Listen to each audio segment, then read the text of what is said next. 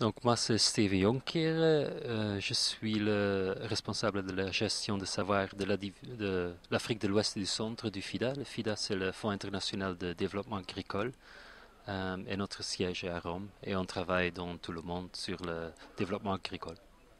Donc la route apprentissage c'est une expérience de partage d'expérience entre différents experts dans le sujet, dans ce cas ici du foncier et de l'accès à l'eau, la gestion de l'eau dans des périmètres irrigués.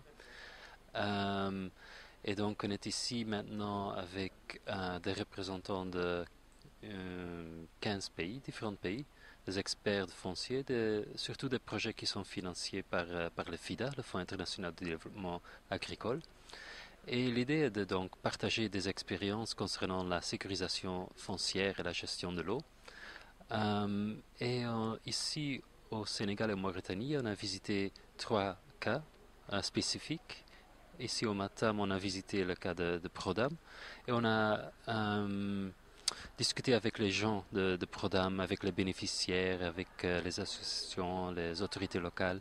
Euh, on a partagé un peu comment est-ce qu'ils gèrent le foncier et comment est-ce qu'ils se sont organisés pour la gestion de l'eau dans les périmètres irrigués appuyés par le Prodam.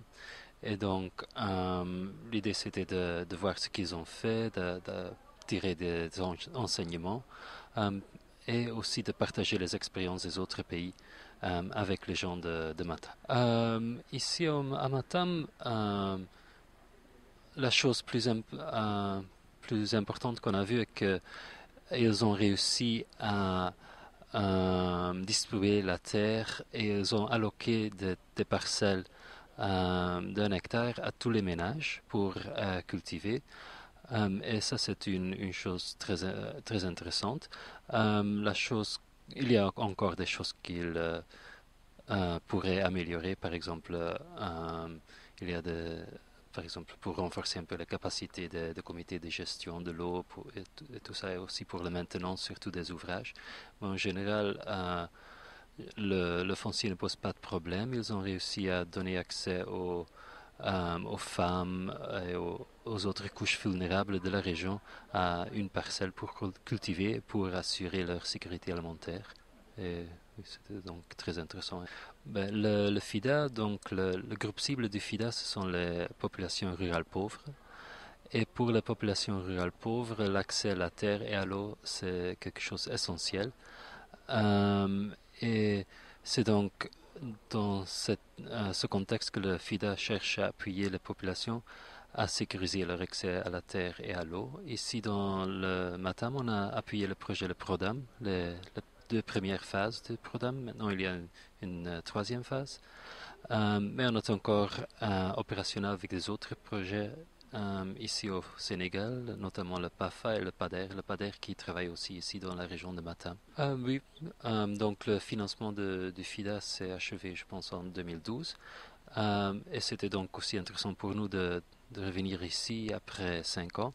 Et on a constaté qu'il y a encore que les résultats qu'on a laissés qui sont encore durables, aussi avec la troisième phase naturellement. Et c'est notamment au niveau de l'organisation, au niveau local, la coordination entre les différents secteurs pour gérer l'eau et pour produire et assurer la sécurité alimentaire des populations. On ne l'a pas vraiment visité, on a discuté un peu, mais on ne l'a pas visité dans les villages, mais je pense que c'est une expérience très intéressante, surtout pour insérer les jeunes dans l'agriculture et surtout parce que... euh, pardon? Ah, ok. Donc, je pense que c'est très important en ce qui se concerne l'inclusion des jeunes et pour appuyer les jeunes à trouver un emploi dans les zones rurales. Et la chose plus importante, c'est aussi d'assurer un marché pour les produits. Donc, c'est pas seulement les appuyer à produire plus, mais c'est aussi assurer qu'il y a un marché pour vendre leurs produits.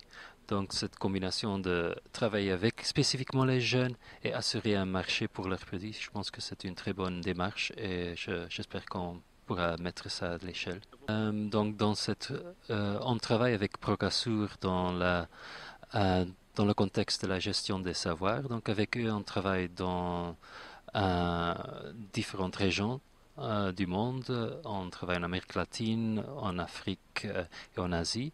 Et c'est surtout sur la capitalisation d'innovation et aussi le partage des expériences.